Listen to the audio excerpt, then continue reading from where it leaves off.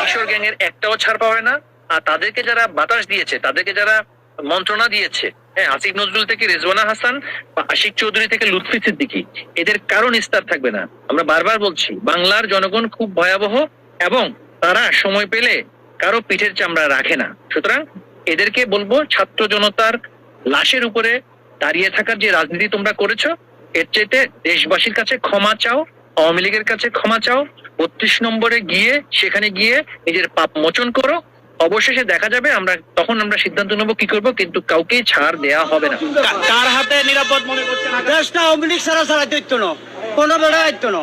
আরে বাবা রে, আগামীতে কোন দলের কাছে দেশকে নিরাপদ মনে করছেন? বিএনপি, জামাত এবং অন্যান্য দল? পছন্দের দল কোনটা? আওয়ামী লীগের ভোট দিচ্ছি, আওয়ামী লীগের দেবো। আওয়ামী লীগ তো নির্বাচন করবে না, তাদের কার্যক্রম তো নিষিদ্ধ। ভোট দিতেন না, মানে আওয়ামী লীগ নির্বাচন না করলে ভোট দিতেন না? হ্যাঁ, আপনার আওয়ামী লীগ না করলে, আওয়ামী লীগ নির্বাচন করলে আমরা ভোটে দিতাম না। আমার দরকার আওয়ামী লীগ সরকার।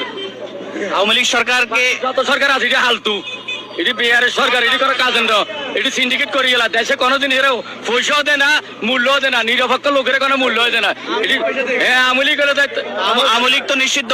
না, নিষিদ্ধ হলে আমরা মানতেন না তো। আওয়ামী লীগ নিষিদ্ধ নাই, আমরা যদি একজনের জোর করে নিষিদ্ধ করে দেন কিছু আসা যায় না, কিন্তু আওয়ামী লীগ সরকার আওয়ামী লীগকে, আওয়ামী লীগের কার্যক্রম নিষিদ্ধ করছে, আওয়ামী লীগকে যে নির্বাচনের বাইরে রাখতেছে, এই কাজে তাদের এই পদক্ষেপের সমর্থন বহির্বিশ্বের কোন একটা দেশ পর্যন্ত করে নাই, এবং এর প্রতিবাদ আসতেই থাকবে, আসতেই থাকবে।